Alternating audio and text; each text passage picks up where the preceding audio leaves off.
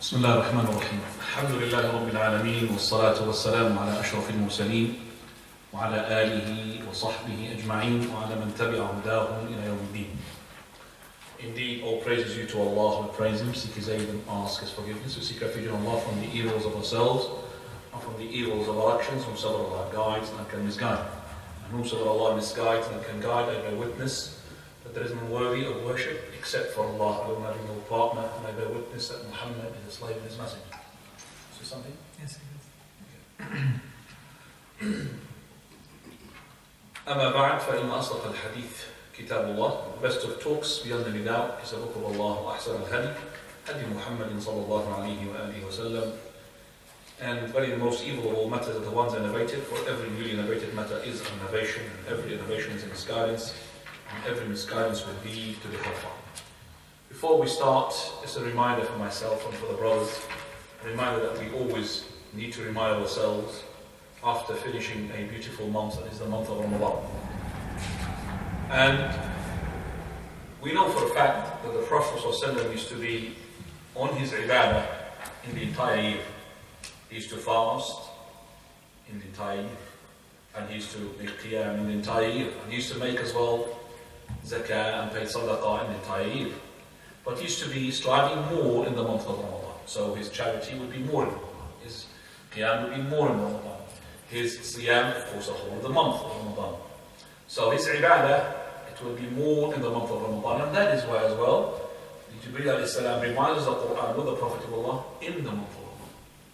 So as we could see here, that is a natural pattern for a human being, that it will be naturally in those months, in this month, which is the month where the shaitan is locked up, that he will be closer to Allah subhanahu wa ta'ala. So there is no way to expect from someone to be on top of his form like he was in the month of Ramadan. That's impossible. No way. I mean, you cannot keep it up, because in the month of Ramadan, as I said, it's a designated month. But it's a month to give us like a kick, meaning that this month is like a training session. So after this month, you're expected to do as close as possible to that ibadah, not as the ibadah that you've done in the month of Ramadan.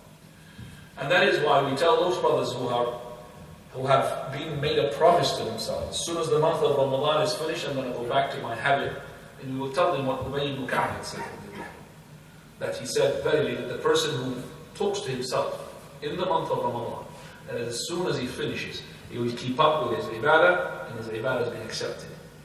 But if he kept telling himself, as soon as Ramadan is finished, I'm going to go back to my sins and my old habits, then this is a sign of evil, sign of that your ibadah has not been accepted. So the ibadah is a sign for it to be accepted, is the ibadah follows another ibadah. That's one of the signs, I'm not saying the sign, but one of the signs that Allah subhanahu wa ta'ala accepted your ibadah. And Bishr al-Hafi, he said, when he been told that some people are worshipping Allah subhanahu wa ta'ala in the month of Ramadan, and when the month of Ramadan is finished, they don't know any rights to Allah subhanahu wa ta'ala. He said, woe to those people. They're worshipping Allah in Ramadan, and then after Ramadan, they don't fulfill their due rights to Allah Azza wa Jalla. Bi'sal qawmuhum, woe to them. What a losers they are. So, I make sure that I will, for example, number one, fast the 6 days of Shawwal. That is a ibadah, which is a sign. If it's a sign, then I make sure that I'll fast it to make sure that my ibadah is accepted.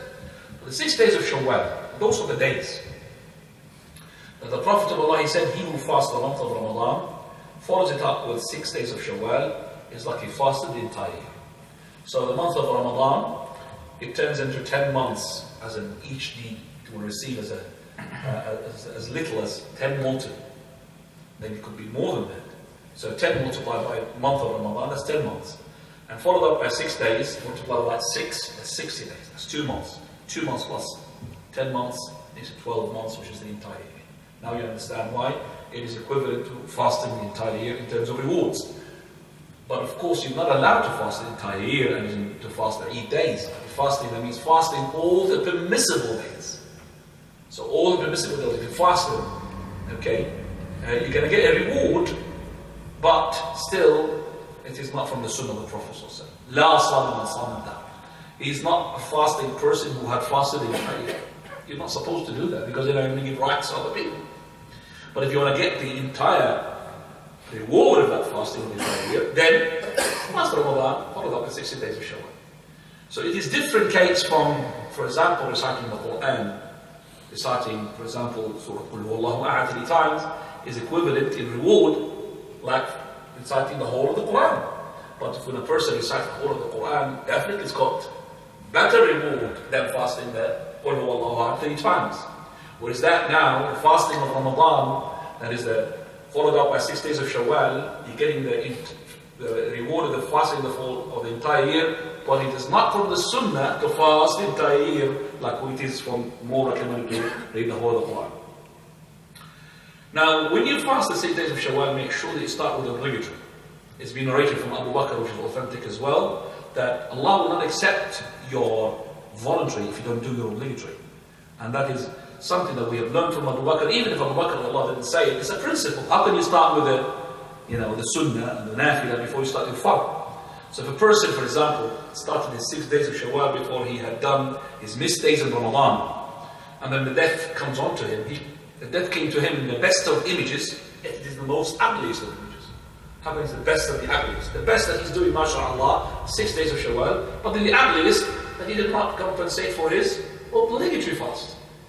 So Allah will question you. So you don't have the same thing as the prayer. We know the end of the time of the prayer. So for example, if you delay Dhuhr until the end of Dhuhr, no problem.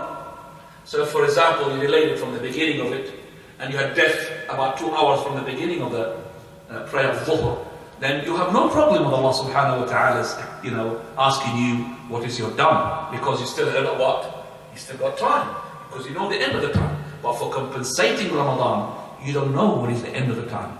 You know the beginning, but you don't know the end of compensating the mistakes. You understand that? So the ending of that, and this is points, maybe you're not going to find them in books, write them down, get them from the scholars. That is, the end of Ramadan, there is no end. We could find it like the prayer. So if, for example, a person had missed some days, the general principle is applied, the ayah in the Quran, وَسَارِعُوا إِلَى مَغْفِرَةٍ مِنْ رَبِّكُمْ. Hasten to the process of seeking forgiveness from your Lord. That's the principle. So as soon as I finish my Ramadan and I have missed days, I will start compensating those days based upon this principle. But we have something from Abu Bakr to support us, which is authentic. And Shaykh al-Islam ibn Taymiyyah had said that as well. We find in Musannaf ibn Abi Shaybah and Abu Bakr, Allah will not accept your voluntary until you finish what? Your obligatory. So, first of all, make sure that you fast your obligatory. And now don't really use the hadith of Aisha that she used to fast her missed days until the following Sha'ban, which is 10 months later.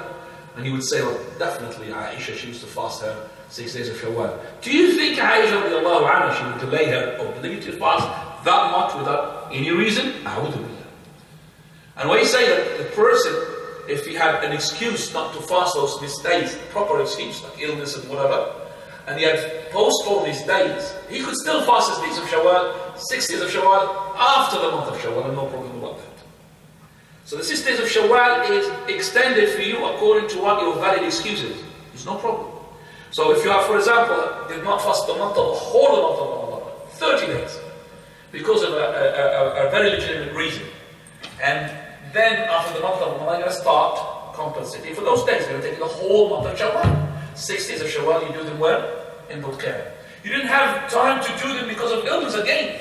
You started your compensation in Dhul Qa'dah. Your 6 days will transfer into Dhul Hijjah, no problem about that. But I have to start with the obligatory. Number 2, in order to get the reward of fasting the entire year, I need to finish Ramadan. Prophet ﷺ said, he who fasts Ramadan follows it up with 6 days of Shawwal, then it's like he fasted the entire year. So there's 2 things here. And I cannot start with my voluntary before I do my obligatory. Number 2, if in order to get the reward for the entire year of fasting the entire year, which I can't do, I'm not allowed, it's not from the Sunnah to fast the entire year. I'm not saying the entire year including the Eid. No, without including the Eid days. Just to fast the permissible days is not really from the Sunnah of the Prophet ﷺ, because you will be at the expense of other rights. So this is the second one, which is to get the entire year reward. I need to finish Ramadan with compensating the days of Ramadan and then next the 6 days of Shawwal. Do you understand that? But somebody might ask now, is it not possible, for example, to combine a voluntary, for example, fast with obligatory fast at the same time and get the same reward? Yes, you will. You get the reward, but you're not going to get the same fasting days. So if, for example, you have given that compensation in the month of Shawwal, you wanted to get the fasting the 6 days of Shawwal, you get the reward of the intention, but you're not going to get the reward of fasting the entire year. You understand what I'm saying? I'm going to repeat what I said. So if the person had fasted those missed days after the month of Ramadan, in the month of Shawwal, and his intention to throw 2 birds in 1 stone, which is fasting the missed days plus the 6 days of Shawwal, you're not going to get the reward of what? Fasting the entire year. But you will get the reward of your intention. Just like the same thing that you're today. Today is Monday. And you are fasting what? The 6 days of Shawwal. And you are as well compensating and then missed days of Ramadan. You could do the following. So I'm fasting my missed days of Ramadan with the intention of my doing my Monday, because I do my Monday, plus my doing my 6 days of Shawwal. I get all the intentions. So, brother, there's rewards for you. Just like when you come to do the masjid, for example. I, for myself, if I come to the masjid, let's say, that is in the Asr, I miss my obligatory prayer. I come to the Asr, I don't have time for my Tahiyat al-Masjid. I will do my Asr, including what? With the intention of what? My Tahiyat al-Masjid, including what? My Sunnah al-Wudu. All of that, including my mind, and that's it. I get reward. You know, it's easy to get reward as long as you know how to get the reward. So if you know that, you get more reward. So why don't you just have the intention? It's not saying it with your tongue. No, it's just having it if you are aware of what you're doing. So you're doing your Asr, plus your Tahiyat al-Masjid, plus that. So no problem. So the person, he made a vow, let's say, in the month of Shawwal, to fast. Well, he made a vow. Question today would be question. Question was sent by somebody, and they said that a person vowed to fast Monday and Thursday. Vowed Monday and Thursday for the whole of Shawwal. He's asking, can I include with that vow? The vow is obligatory. My number 1 Monday and Thursday, which is the fasting of Monday and Thursday, the Sunnah used to do it. Can I include my 6 days of Shawwal as well? I said, no problem. You can do that. He said you could make your vow, which is obligatory, follow that with the intention of Monday and Thursday, which is what? Which is voluntary, and also with the 6 days of Shawwal is no problem. And it's nothing to do with the month of Ramadan. So if you have fasted the entire month of Ramadan, so you include the 6 days of Shawwal, you'll still get the reward of the fasting of the entire year, because you have fasted what? The month of Ramadan. But you cannot combine in one day 2 obligatories. So if you, for example, vowed the fasting of 5 days in the month of Shawwal, and then you want to make up 5 days that you have missed the Ramadan. I cannot say in those 5 days I want to have 2 birds in 1 stone, which is 5 days missed days from Ramadan, and 5 days which is what? From the vowed days. You understand that? Just like we say regarding the ghusl. When you are having a ghusl, let's say for Jumu'ah, and you are sexually defined, you have sexual janabah. So you cannot combine the 2 ghusl in one, because both of them are what? Obligatory. But I think if it was the Eid prayer, and it happens to be the Jumu'ah. So I'm doing ghusl now with the intention of 2, which is what? Jumu'ah and Eid. I mean, it's not compulsory, ghusl. But Jumu'ah is what? Compulsory. And no problem to combine the Eid prayer with the Jumu'ah prayer. But I cannot do the Jumu'ah with the sexual defilement, because both of them are what? Compulsory. Is that understood, everybody? So, if I had sexually defiled on the day of Eid, I could combine with the Janabah ghusl my intention for ghusl of what? Of Eid. That's the intention you're rewarded. But if you want to get better reward, you do what? 2 ghusl. Okay? So in the Jumu'ah and the sexual defilement, you must do 2 ghusl. Okay? But if it is Eid prayer plus sexual defilement, you could do the combination of the intention, 1 ghusl, but you want more reward, you have 2 ghusl.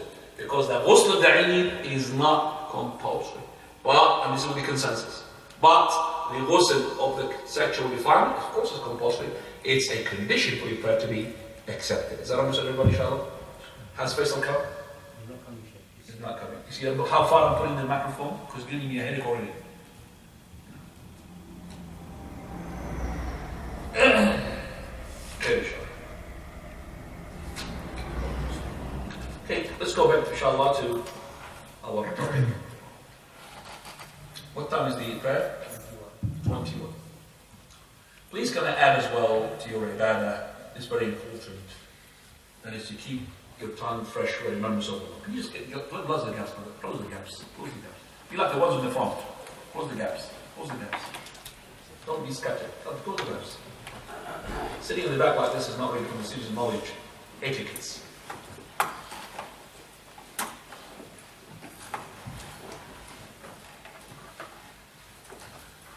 From the thing that we need as well to bear in mind in the month of Ramadan, which is your tongue is to keep fresh with the remembrance of it. Just like you're making sure that you brush your teeth, mashallah, fluoride, make sure that it's very nice. Make sure as well to brush your tongue, but with the remembrance of it. That's the toothbrush of it, the remembrance of Allah. And the remembrance of Allah you used to do most of the time in the month of Ramadan is the Quran. And the Quran, if you don't really keep doing it, it will come out of your chest even stronger and more vigorously than the camel coming out of its tether, its rope. It just pulls out. And that's what you should do. You should all the time keep the Quran is with you all the time. So don't really read it. I'm not saying you have to recite it every day, but at least you could really keep up with it. The big man who came to the Prophet, it's two big men. One, he said to the Prophet, Messenger, who is the most or the best in terms of ibadah? Messenger of Allah said, the one who's got a long lifespan and a long record of good deeds. Who's the most evil of people? Messenger of Allah. Is the one who's got long lifespan with a long record of evil deeds. Second people might say, Messenger of Allah, Islam comes with lots of instructions. Too much for me to cope. Can you just tell me of something that could hold on to it? Something easy. There's too many things, you know. He's a big good man, he's straightforward. So the Prophet ﷺ, he said, لا يزال لسانك رطبا بذكر الله. That your tongue is kept fresh with the remembrance of Allah. So if that is the case, then you'll be close to Allah subhanahu wa ta'ala. And that will summon and all, it will accommodate for all the ibadah that you do.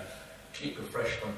And when you keep the tongue fresh with the remembrance of Allah, then you keep it as well fresh, not to be made filthy with the ghibah and the slandering and all that. You see, Abdullah ibn Mas'ud, he says, if by the one in whose hand is my soul, if there is anything on the earth that should be locked up forever, it's the tongue. If there is anything on the earth that should be in prison, lock it up, in prison, put in the prison, it's the tongue. Abu Bakr radiallahu anhu says, هذا الذي أوردني الموارد. This is the one that got me trouble. This is the one that got me what? Trouble. It's the tongue. We have Amr ibn al-As radiallahu anhu. When he was about to die, his son Abdullah ibn Amr, the well-known Abid worshipper, he was next to his father. So his father cried. I said, oh, my father, you scared of death? He said, no, I'm not scared of death. I'm scared of what is after death. For verily, I had in my life 3 phases. Phase number 1, I did when I was a kafir, an idol worshipper. If I died like this, I would have been sent to the hellfire. Second phase, I was a prophet of Allah. And the Prophet of Allah used to say, that is, Aslam al-Nas wa amana Amr. People embrace Islam and Amr made Iman. Upon rain. And I was the Prophet of Allah, and he was telling us about Jannah and so on, so called. If I died, people would have said, Hadi and the Amr al-Asim. Hooray for Amr al-Asim, that he died upon being and he's in Jannah. But now I'm in the 3rd phase. It is after the Prophet's death. I don't know what I have indulged into, what I have said, what have I done, because he was a leader. He was a leader in Egypt. He was a leader in a number of times. He was a leader as a mayor, as a chief. And when you have this, you have with it the package of sinning and making mistakes. So in this phase, if I die, I don't know what I'm going to be. That's why he was crying. So this person should know that this tongue, be careful. Don't let it just go loose like that.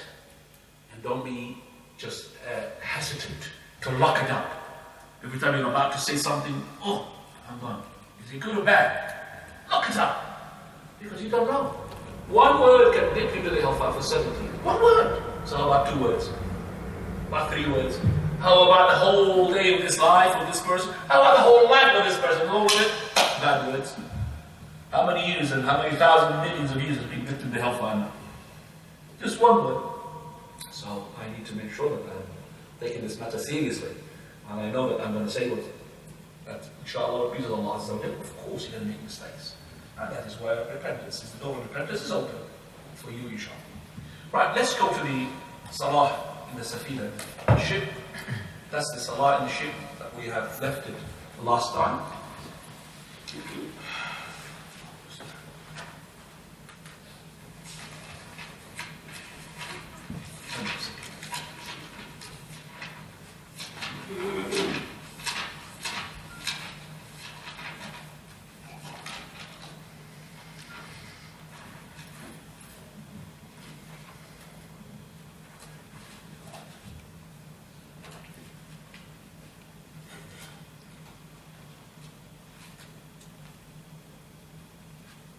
I have said the last time that the iman is in the head, yes? The gesture in the head, with the ruku and the sujood. Yes? It's not to do like this with the sujood. Okay, go ahead. Nice. Page 5.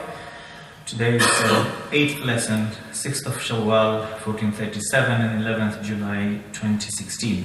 Prayer on a ship.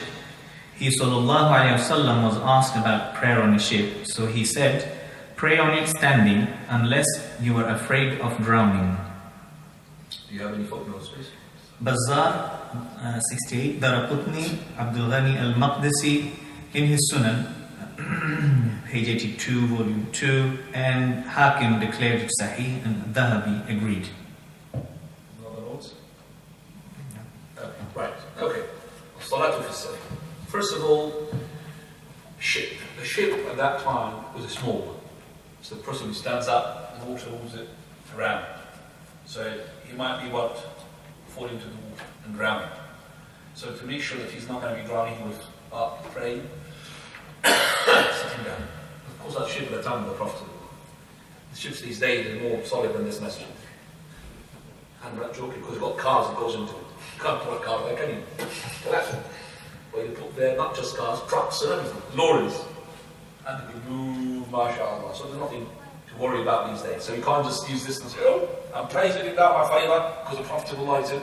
No problem. Pray there because, in case you get drowned. You can't use that. Unless you're traveling in a little boat. That boat's, wobble and you have to do your favour, but there's no problem. Remember, when you were on top of the camel, or the top of the animal, okay, then when it comes to the faridah, you have to what? Step down, dismount. You could pray your nafilah on top of it. But when you want to pray your faridah, dismount. But we said, in case of emergency, like for example, it's mud, or water, and your camel is on top of it, and you want to pray on top of it, top of the camel, definitely pray what? Sit down, unless you're acrobatic, mashallah. You could have balance like that on top of a hump of a camel, which is impossible. But the balance on the camel is different from the balance of the ship. The ship is easy, you could get a balance. So you need to know that you only could pray sitting down in the faridah when it is real fear of drowning, not just to say that there's. So there's a real fear of drowning, not just basically, I'm going to pray in the ship, even if it's a small boat. So if you think of the boat, you can see no problem, settling boat, because these boats these days, mashallah, made to have safety in it. But maybe you got in a wavy sort of sea or ocean, that's the case. But it is not like the camel. The camel, when we said you could pray sitting down because of the mud, because it's impossible for a person, as I said, to stand up on the camel and pray while he's standing up, so you could pray sitting down even in the faridah, because he can't dismount. Same thing with the plane.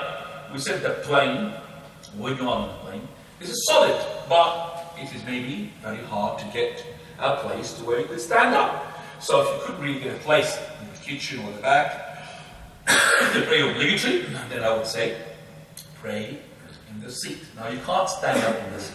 You're going to get everybody on top. Who is this person? Stand up on the seat. You understand?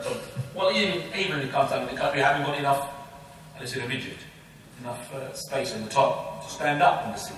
So it is not really good, plus it's not going to be having enough space. Now to stand up, well, between the seats, you haven't got space to make a course or sujood. Do you understand me? So you don't have anything. So I would say you're allowed to pray sitting down, and I have seen the scholars, probably Sheikh Al-Halimi, Sheikh Mashhur, and all of that, they prayed what? Sitting down. Because it was not possible for them to go and get a place. He told them to come in.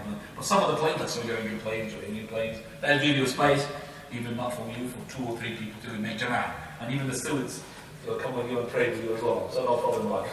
So coming back to this praying the ship, so don't you take this as a concession to praying sitting down, unless that ship you have a fear of drowning, otherwise it's not enough. And this is what Sheikh, also what the Imam Shawkani had said, and also the Imam Ahmad also had said in his answers to some of the questions. He said, if the person he had prayed sitting down in the ship, then I would like him to go and repeat the prayer, because it is not really that fear of drowning. But Prophet said, if you fear the drowning, the time of the Prophet, the ships is not the same as the time of Imam Ahmad. 200 years after. So the ships are advancing.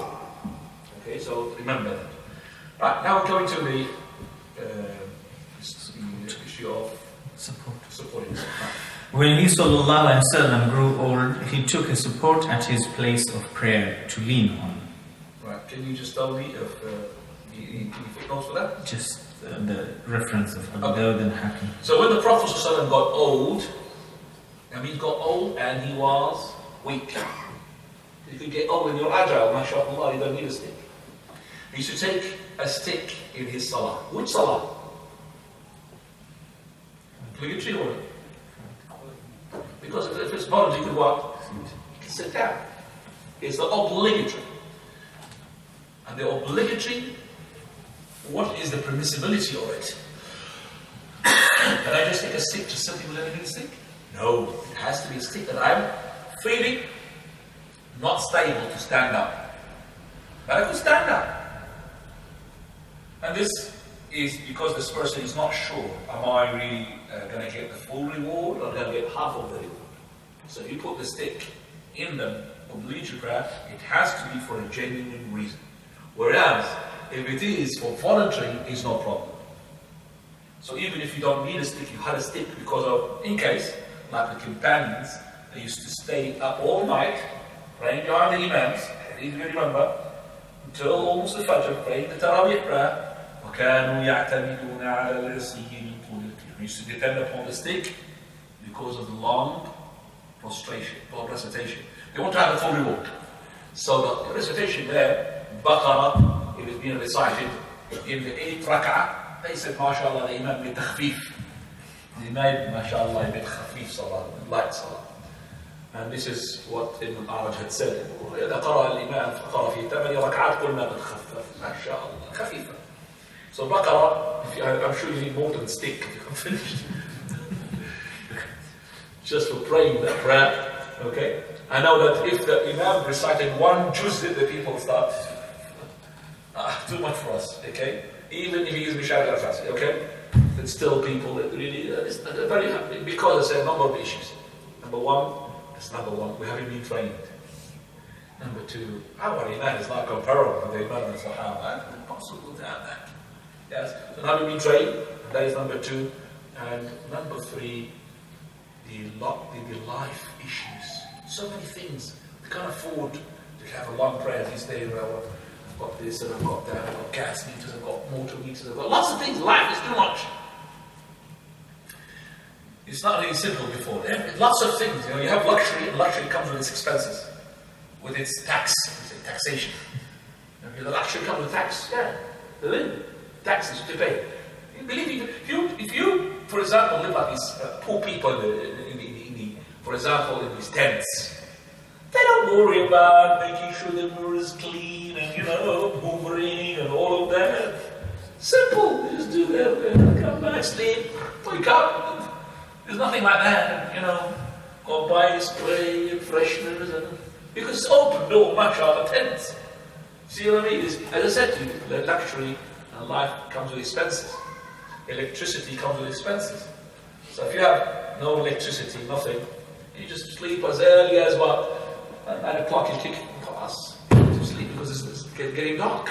Can't really go on. Unless you have to do the Isha for prayer. So I'm just saying the electricity is the one that makes you awake electricity and all the luxury of the TV and all of that, people don't sleep until very, very late, and that's why they miss, and that's why they get as well unhealthy body, very unhealthy body. This body is now responding to lots of things, and it's been exposed to lots of harms from the SARS, from the, all of this, frequencies and all of that. It's affecting our body. That's why we have lots of cancers. And the cancer is because the cells are not manufactured, is not really functioning properly. There are lots of things being added to the food as well. It makes it as well presentable, nice colours, but it's actually as well, it comes with expenses. So coming back, the Prophet ﷺ used to depend upon the stick that he used to get old in that or obligatory. But if the person he has no need for the stick, then his prayer is not really right. Because you have to stand up without the stick. If you want to do the stick, because you're not really going to be stable. If you stand up on your feet, but you can't be stable. You might go to one side. Okay? And that is why the hadith of Allah ibn Mas'ud, when it's in Sahih Imam Muslim, that he said, we used to see that even the person ill used to come to the masjid. So you had a you would be put between the two men. And because there is no kalam between the prayer person and the person whose name it is, it's feet to feet, shoulder to shoulder, and that is shoulder to shoulder, then this person will find himself like a stick from here and a stick from there. Two sticks supporting him. So even though he's not capable of standing, but mashallah, got two shoulders. But when you have a mile here and a mile there, this person could go this way or that way. And he thinks, but no, the prayers, body and hearts, everything stuck together. That's the prayer of the Prophet ﷺ's companions. Right. The Prophet ﷺ also, he became more meaty.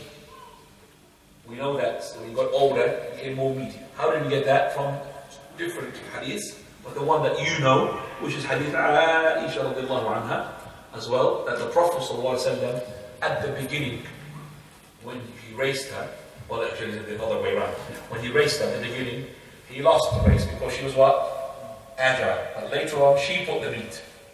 More than the Prophet ﷺ. He raised her, but it's not when he got really, really old.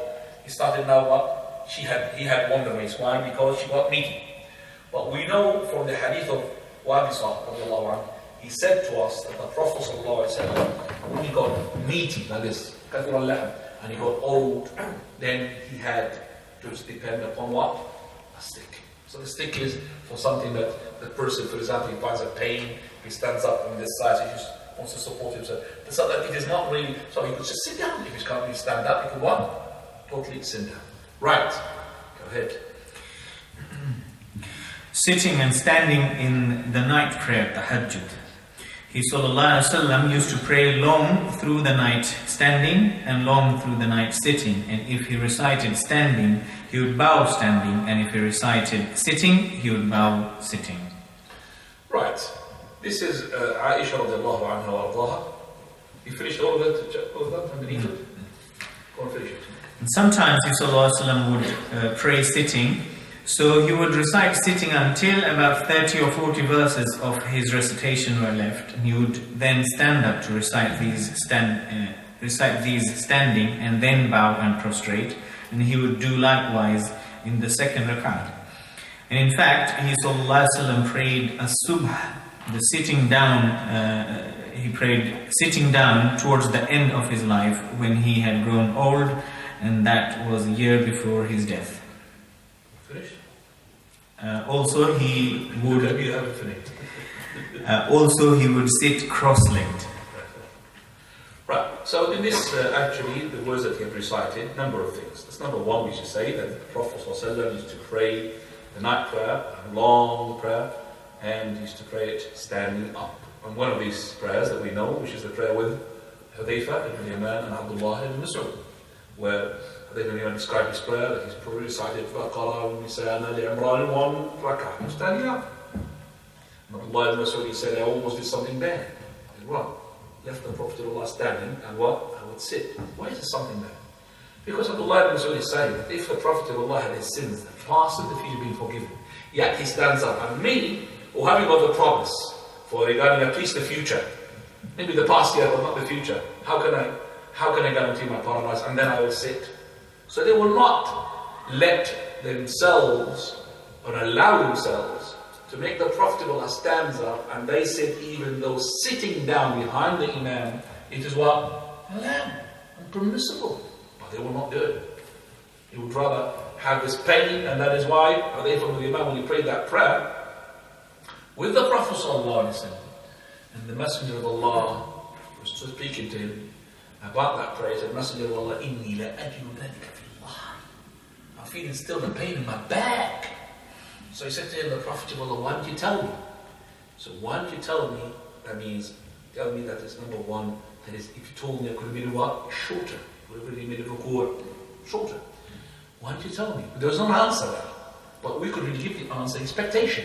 Well, why don't you tell me? Well, how did you tell him, first of all? How did you tell him? The companion had to sit down to tell him, and he will not dare to sit down to tell him. He will not dare to sit down and leave the Prophet of Allah standing up. No way. He will stand up and have the pain in the back. Okay? But I don't think Hudayfa bin Yaman repeated any prayer after that. Because only one hadith and one prayer. Behind the Prophet ﷺ. That's once. He didn't do it again. Alas.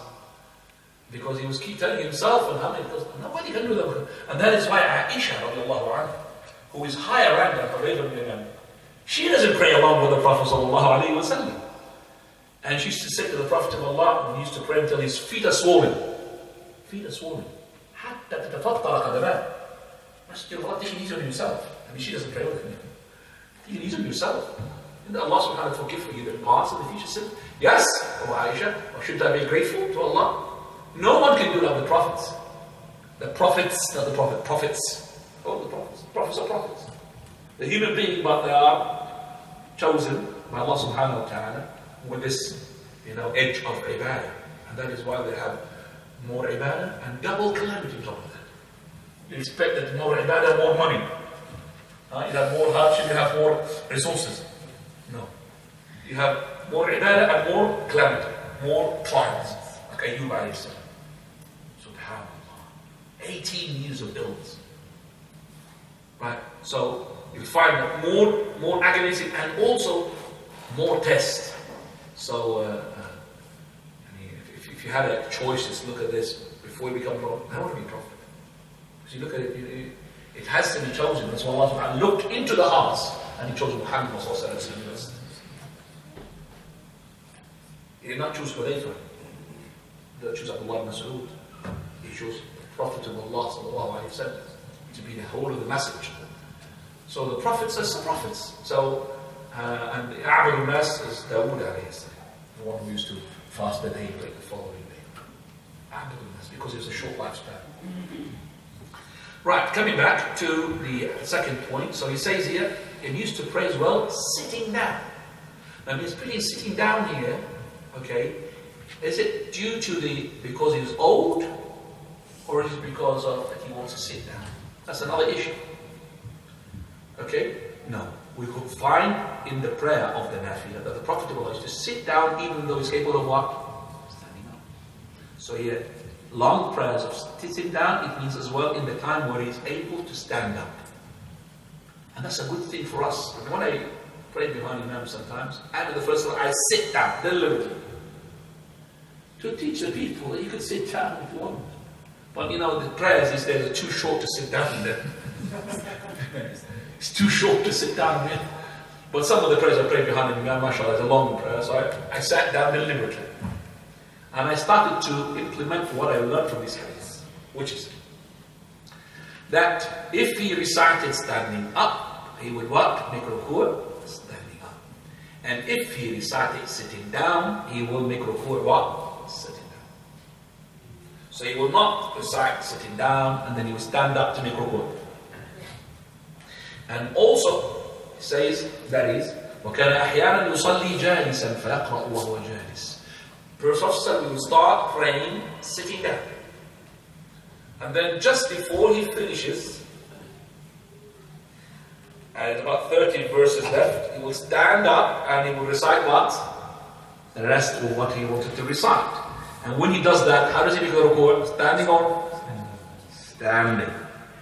Okay? And you could do the other way around. You start what? Standing. And then what? Sit down. And when you sit down, you want what? For it to make a sit down. Now, can I do like the following? I stand up, and I sat down, and then I wanted to stand up again, and then do my ruku. Now, if you didn't do it, if there is no need, you should not do it, because we don't have that. Stand up and sitting down, stand up and sitting down, stand up and sitting down. That would be that like concentration. We don't have a proof for that. But we say that if you needed to do that, for example, if you are starting your prayer, sitting down, and then you wanted to do the last bit standing up, you stood up, and then you got pain. You sat down, it's no problem. But to start sitting down, and then we wanted to stand up for the last 3, 4, 5 verses, stood up, and then I'm going to make 1 4 verses and another verse sitting down. That's not really right in the prayer. So remember, we are in the presence of Allah subhanahu wa ta'ala. So, if the person behind the Imam, and the Imam said Allahu Akbar, and he stood, he said Allahu Akbar, sitting down. Allahu Akbar. And he knows the Imam is reciting Juz'u, and he knows where is the ayah he's going to finish. So just about before 5, 6 verses before that, or 5 or 2 verses, we'll do the last verse. He stands up. Okay, he stands up, and he will do that last verse, and make ruku with the Imam. Do you understand now? How much does he get from the prayer? Is it half or full? Do you understand what I'm saying now? He started sitting down. Just before the Imam is finished, he stood up and he continued whatever left, and then he made ruku and sujood. While he's standing up, or sujood because he's sitting down, not just in ruku while standing up. You get half of the reward or the full reward. Think about that. Think about the other situation. He started standing up. And then, well, he wants to sit down. Whether it's because of, a bit tiredness or just want to sit down. Just before the Imam is finished, he sat down. And he made continue with what? No, what? Sitting down. That's another scenario. Half or not half. For you, inshallah, to think for next week. Not next week, in 2 weeks' time. This is something that I want to tell you that next Wednesday there's no class, the following Monday there's no class, the following Wednesday there's no class. Our classes will resume on, please put that date into your memory, that is Monday the 25th. So no classes, I'm traveling tomorrow inshallah. I'll be back on 21st, so I'll be doing for you the 25th. Is that alright? Have that inshallah as in, you said to me what time? 21, got only 3 minutes. So this is a homework for everybody. Last thing before we finish. He says here, the last thing that is, he used to pray when he was at the end of his life, he used to pray his Fajr prayer, that is sitting down because he was too old and he was as well weakened because of the illness as well. He used to say, he used to sit and mutarabbi', that is mutarabbi' cross-legged. Cross-legged now, what is the Sunnah of the Prophet ﷺ in terms of the person if he's ill and when he wants to sit down? Now the mutarabbi' here, it doesn't mean that the Prophet ﷺ is a Sunnah mutarabbi'. The basis, the foundation for this is that the asr is if the person could stand up, he wants to sit down on the floor, he used to sit down according to what the prayer position is normal, which is what? Iftirash. If you can't do tawarruk, if you can't do cross-legged. And the difference, as I said, because some of the scholars said, no, actually, the Sunnah is to cross-legged. No. He said he used to cross-legged, but it doesn't mean that the cross-legged is a Sunnah. Because the Sunnah, we sit on the floor to sit on those things that the Prophet usually sits. Iftirash or tawarruk. You know iftirash, the shepherd, or tawarruk in the last rak'ah. But if the person is not comfortable with these two, then you could go what? Cross-legged. So one by step by the other. If you can't sit down at all, then you move back. You remember, on your side first. And then after that, you move back. The side is on the right or the left. It doesn't matter on your side. Okay. After this, we finish, inshallah, Salatul Fini'an. If you have any question regarding what we have heard, and I'm sorry today, our class will start in that still at 8 o'clock. All right, because the Maghrib will not start until 9 o'clock, so we still go full hour. Today, I have arrived earlier than 8 o'clock, but I had to do something important for myself before I travel tomorrow, so I was in Putin actually at 7:30. I have to do something. That is why I'm really sorry about this now. Follow. How do you advise a person who struggles to make their intention before they do action? We've got so many hadith and fully versions about action, so they need to make their intention, but they struggle to do it because they've got every intention, so they just do the good action and seek the pleasure of Allah, and they miss out all the rewards of those better intentions. How is it for the person who's got lots of things to do, lots of things in his mind which are good to perform, and he wants to do as much as he can, but sometimes if he does one of them, he forgets the rest.